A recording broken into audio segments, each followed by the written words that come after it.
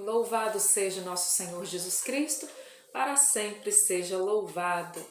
Estamos hoje então entrando no capítulo 9 da carta de São Paulo aos Romanos. Hoje nós faremos os capítulos 9 e 10 dessa carta. Peçamos ao Espírito Santo então que venha em nosso auxílio. Pelo sinal da Santa Cruz, livrai-nos Deus nosso Senhor dos nossos inimigos, em nome do Pai, do Filho e do Espírito Santo. Amém.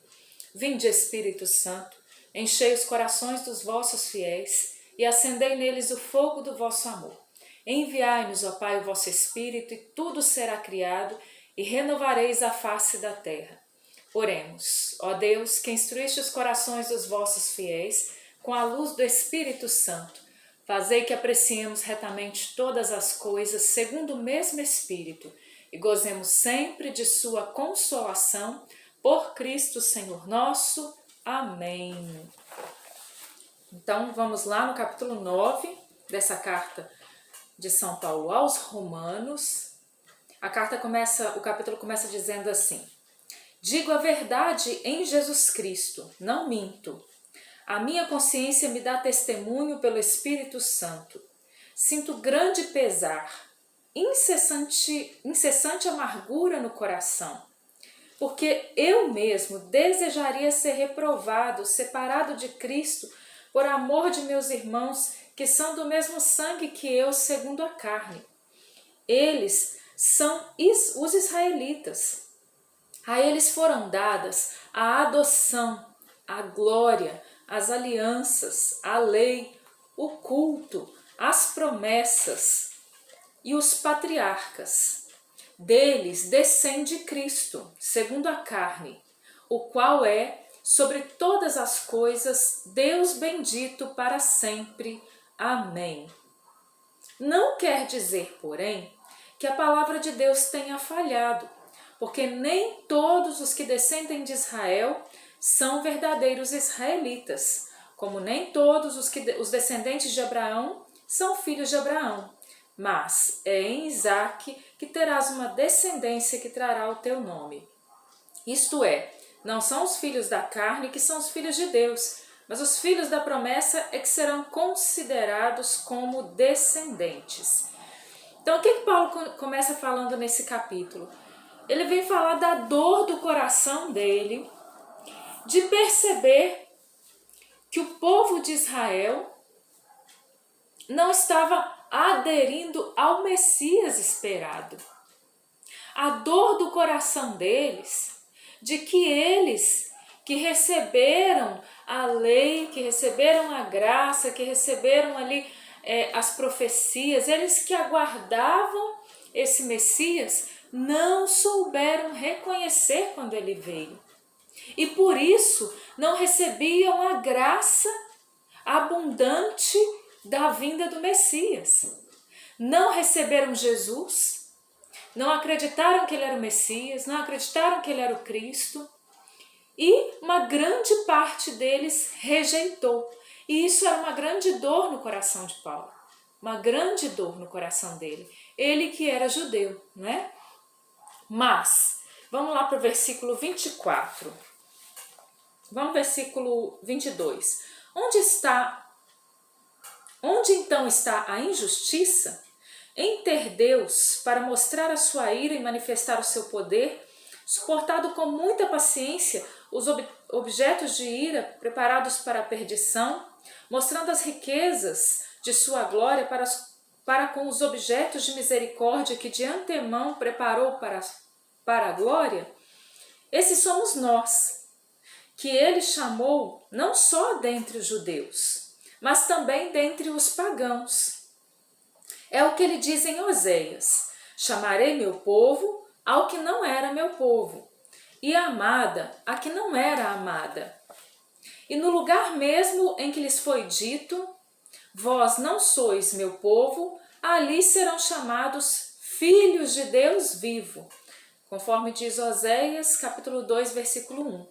A respeito de Israel, exclama Isaías: ainda que o número de filhos de Israel fosse como a areia do mar, só um resto será salvo, porque o Senhor realizará plenamente e prontamente a sua palavra sobre a terra.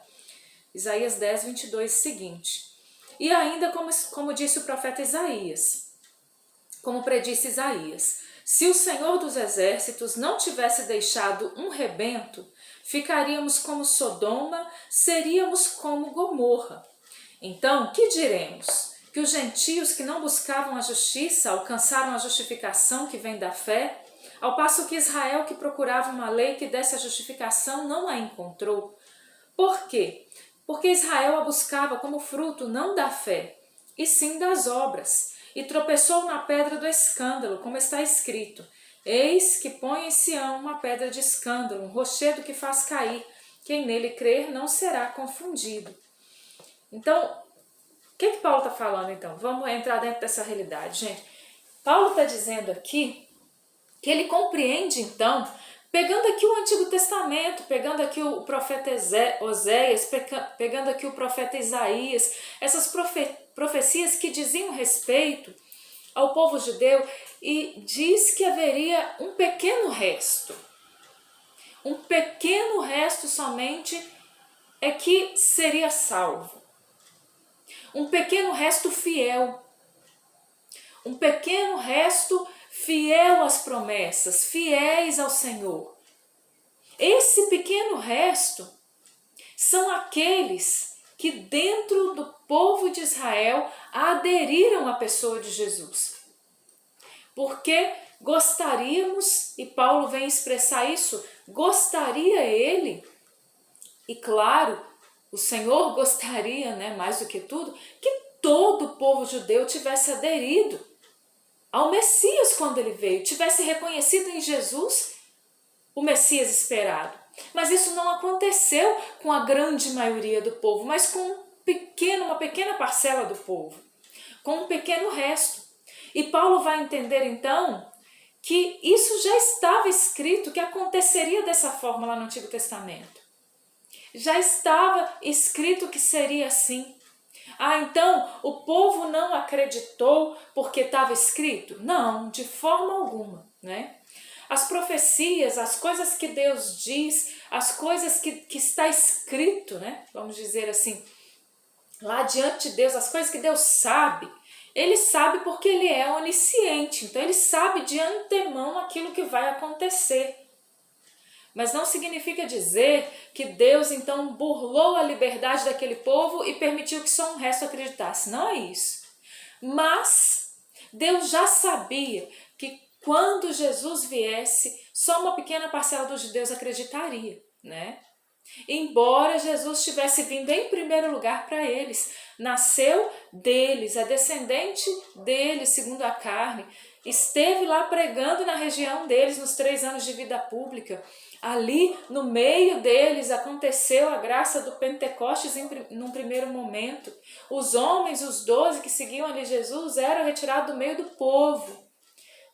A mãe de Jesus era do meio do povo, os amigos de Jesus eram do meio do povo judeu. Então, esse povo, depositário da aliança, não acreditou em massa. E isso fazia com que o coração aqui de São Paulo sofresse, Sofresse. É como nós, hoje em dia, trazendo para a nossa realidade. Não te causa sofrimento ver que muitos da sua família não acreditam? Ver que você talvez acreditou na palavra de Deus, acreditou naquilo que o Senhor te revelou, você tem buscado a Deus, você tem rezado, você tem ido à igreja, você tem buscado o Senhor, mas não te causa dor ver que muitos da sua própria família, não me causa dor ver que muitos da minha própria família não querem nem saber de Deus, não querem nem saber das coisas de Deus, não querem nem saber de viver segundo a vontade de Deus? Nos causa dor, e é dessa dor que Paulo vem falar, Aí Paulo vem dizer uma coisa muito interessante no versículo 32. Ele vem dizer que porque Israel buscava a justiça, buscava a justificação, não como fruto da fé, e sim das obras, é que ele tropeçou na pedra de escândalo que Jesus se tornou para eles. Jesus se tornou uma pedra de escândalo para aquele povo de Israel, Porque eles buscaram a justificação não por meio da fé em Jesus Cristo, mas eles buscaram a justificação por meio das obras. Dizendo assim, a nós foi dada a lei, e nós vivemos segundo a lei, e a lei nos justificará. A lei é, como Paulo mesmo vem dizer em outros momentos, é o antigo pedagogo, veio ensinar esse povo a viver, mas a lei não era capaz de salvar. Quem é capaz de salvar é Jesus Cristo. E esse povo não entendeu que a fé em Jesus Cristo é que poderia salvar, e não as suas obras, que eles consideravam as nossas boas obras, aquilo que nós fazemos e nós vivemos segundo a lei, e muitas vezes nem vivia, né? Muitas vezes nem vivia. Mas então é necessário para mim e para você no dia de hoje sabermos que não são as nossas boas obras, embora elas sejam importantes. A gente precisa ter obras também. A palavra de Deus, São Paulo, São Tiago vão dizer que a fé sem obras ela é morta, a fé nos leva às obras, mas a fé precisa nos levar às obras. A fé, num primeiro momento nós precisamos crer. E porque nós cremos, nós então fazemos as obras de Deus. E não o contrário. Eu pensar que porque eu sou tão bom, eu vou ser salvo. Porque Deus me ama porque eu sou muito bom. Deus me ama por aquilo que eu faço. Não, Deus te ama gratuitamente. Deus não te ama por aquilo que você faz, não. Tira isso da cabeça. Vamos tirar da cabeça que Deus nos ama porque a gente é bom. Não é verdade. Não é verdade. Deus nos ama gratuitamente. E Jesus não veio por causa das nossas boas obras. Ele veio gratuitamente, entregou a sua vida gratuitamente por nós, e nós devemos crer.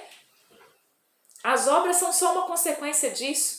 E o povo israelita estava fazendo o contrário disso, né? Acreditando que poderia ser justificado pelas obras.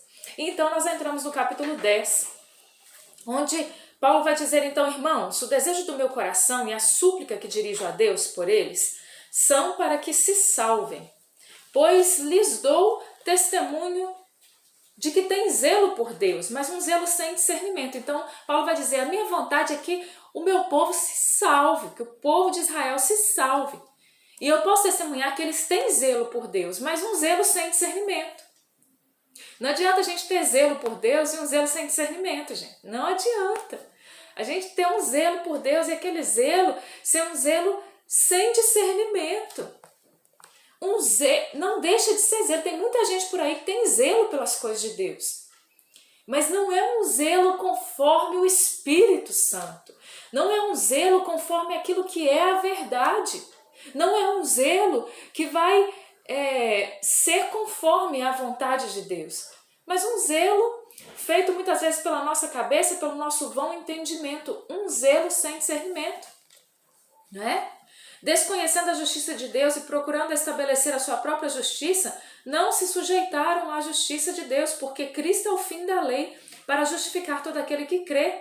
Ora, Moisés escreve da justiça que vem da lei. O homem que a praticar viverá por ela. Mas a justiça que vem da fé diz assim: não digas em teu coração quem subirá ao céu, isto é, para trazer do alto o Cristo, ou quem descerá ao abismo, isto é, para fazer voltar Cristo dentre os mortos. Que diz ela afinal? A palavra está perto de ti, na tua boca e no teu coração. Essa é a palavra da fé que pregamos. Portanto, se com tua boca confessares que Jesus é o Senhor, e se em teu coração creres que Deus o ressuscitou dentre os mortos, serás salvo. Eu vou ler mais uma vez esse versículo 9. Portanto, se com tua boca confessares que Jesus é o Senhor, e se em teu coração creres que Deus o ressuscitou dentre os mortos, serás salvo. Essa é a nossa fé. Essa é a fé que gera justificação em nós. É crendo de coração que se obtém a justiça e é professando com palavras que se chega à salvação. A Escritura diz, todo o que nele crer não será confundido. É a fé em Jesus Cristo que vai gerar em nós essa salvação que ele nos trouxe. Pois não há distinção entre judeu e grego, porque todos têm o mesmo Senhor, rico para com todos os que o invocam. Porque todo aquele que invocar o nome do Senhor será salvo, conforme nos diz o profeta Joel, capítulo 3, versículo 5. Porém, como invocarão aquele em quem não tem fé? Como é que vai invocar Jesus se nem acredita? E como crerão naquele de quem não ouviram falar? É preciso ouvir falar de Jesus para que então se possam crer nele. E como ouvirão falar se não houver quem pregue? Aí a coisa já começa a virar para o nosso lado. Como é que as pessoas vão ouvir falar de Jesus se não tem quem pregue para elas? E como pregarão se não forem enviados? Como está escrito, quão formosos são os pés daqueles que anunciam as boas novas? Mas não são todos que prestam ouvido à boa nova. É o que exclama Isaías: Senhor, quem acreditou na nossa pregação? Logo, a fé provém da pregação, e a pregação se exerce em razão da palavra de Cristo. Agora eu entro aí no meu ministério, o ministério de tantos outros, e você que é chamado a pregar a palavra também. É chamado a pregar a palavra, talvez não com o microfone na mão, talvez você nem mesmo se sinta impelido a fazer um vídeo, né, como eu estou fazendo agora, mas você pode pregar para as pessoas, você pode falar de Deus para as pessoas, falar de Jesus para as pessoas, você pode falar da palavra de Deus para as pessoas. Para isso é preciso também estudar, né? Preciso conhecer a nossa fé, é preciso ler a palavra de Deus, é preciso buscar o que a igreja diz, para que a gente então também possa levar essa verdade aos outros. Porque é necessário que haja quem pregue para que as pessoas acreditem. Não adianta a gente pensar que o mundo vai acreditar se ninguém pregar para o mundo, não é? Nós precisamos ser ousados na nossa pregação. Logo, a fé provém da pregação. Olha a nossa responsabilidade. A fé provém da pregação e a pregação se exerce em razão da palavra de Cristo. Então nós não pregamos a nós mesmos, nós não pregamos uma ideia, nós não pregamos uma autoajuda, nós pregamos a palavra. Se nós estamos pregando outra coisa na igreja, está errado. Nós não somos a pregar fazendo discursos políticos. Nós não somos chamados a pregar outras coisas fora daquilo que é a igreja. A gente tem visto muito isso na igreja hoje em dia. Prega-se outras coisas. Disse de outras coisas, de ideologias, de pensamentos que estão por aí, de até falsas doutrinas, falsas realidades. Se prega disso dentro da igreja, nas coisas da igreja. Se prega aquilo que é contra a doutrina muitas vezes. E se prega aquilo que é contra a palavra de Deus. A palavra de Deus precisa ser pregada e não outra coisa. Não ideologias, não pensamentos, não autoajuda, não um discurso político, mas a palavra de Deus. É isso que está falando aqui. A fé provém da pregação e eu preciso pregar. E pregar o quê? A palavra de Deus, a palavra de Cristo. Pergunto agora, acaso não ouviram? Claro que sim. Por toda a terra correu a sua voz e tem corrido a voz do Senhor por toda a terra e até os confins do mundo foram as suas palavras. E pergunto ainda, acaso Israel não o compreendeu? Já Moisés lhe havia dito, eu vos despertarei ciúmes com um povo que não merece esse nome. Eu provocarei a ira contra uma nação insensata. E Isaías a balança a dizer, fui achado pelos que não me buscavam, manifestei-me aos que não perguntavam por mim. Ao passo que, a respeito de Israel, ele diz, todo dia estendi as minhas mãos a um povo desobediente e teimoso. Então, aqui nesses capítulos, quando a gente vê que Paulo vai retomando o Antigo Testamento, ele vai retomando o Antigo Testamento, mostrando não somente que havia um pequeno resto em Israel que haveria de crer, mas mostrando pelo Antigo Testamento que os povos de toda a terra receberiam a palavra de Deus e creriam nela. Né? Foi isso que Paulo veio trazendo aqui no final do versículo 11, quando ele vem trazendo a palavra de Deus no Antigo Testamento. É isso que ele traz aqui citando Moisés, é isso que ele traz aqui citando a palavra de Deus, citando aqui Joel, citando os profetas, citando o Antigo Testamento. Que não somente um pequeno resto de Israel creria, mas essa palavra seria pregada a todas as nações, e em todas as nações haveriam aqueles que haveriam de crer. Seriam levantadas pessoas no meio das nações que creriam. E não é verdade que a palavra de Deus se alastrou por toda a terra? E não é verdade que ainda hoje os missionários estão espalhados por toda a face da terra e eu e você somos chamados no nosso tempo a sermos missionários? E não é verdade que essa palavra de Deus ainda precisa ser pregada, mas também não podemos negar que ela já foi pregada? E que hoje nós, por exemplo, no Brasil, somos enviados a um povo, e não podemos dizer que nós somos enviados a um povo que nunca ouviu a palavra de Deus, que nunca ouviu o nome de Jesus. Não. Nós somos enviados a um povo que já ouviu a palavra de Deus, que já ouviu o nome de Jesus, e nós precisamos agora pregar com um novo ardor missionário. Somos enviados agora a pregar no poder do Espírito Santo para que os homens da nossa geração, que até já ouviram falar de Jesus, que até já ouviram a palavra de Deus, que muitas vezes já foram batizados, foram crismados, já fizeram a sua primeira Eucaristia, que receberam tantos outros sacramentos, já receberam o sacramento do matrimônio, que já se confessaram, receberam o sacramento da reconciliação, talvez muitas vezes ou poucas vezes, mas ainda não se converteram. A esse povo nós somos enviados. E nesse caminho nós também vamos nos convertendo. É interessante isso. A vida do missionário é essa. O missionário prega a conversão e o missionário vai se convertendo enquanto ele prega a conversão também. Ele vai se convertendo no caminho. Claro, nós precisamos ter uma vida reta, mas nós precisamos cada dia ajustar a nossa vida à palavra, ao evangelho que nós pregamos. Essa é a nossa vida, meus irmãos, que o Espírito Santo nos ajude. Que o Espírito Santo nos impulsione nesse dia e que nós tenhamos ousadia em anunciar a santa palavra de Deus. Pai nosso que estais no céu, santificado seja o vosso nome. Venha a nós o vosso reino, seja feita a vossa vontade, assim na terra como no céu. O pão nosso de cada dia nos dai hoje. Perdoai-nos as nossas ofensas, assim como nós perdoamos a quem nos tem ofendido. Não nos deixeis cair em tentação, mas livrai-nos do mal. Amém. Ave Maria, cheia de graça, o Senhor é convosco. Bendita sois vós entre as mulheres, e bendito é o fruto do vosso ventre, Jesus. Santa Maria, Mãe de Deus, rogai por nós, pecadores, agora e na hora da nossa morte. Amém. Glórias ao Pai, ao Filho e ao Espírito Santo, como era no princípio, agora e sempre. Amém. Louvado seja o nosso Senhor Jesus Cristo, para sempre seja louvado. Em nome do Pai, do Filho e do Espírito Santo. Amém.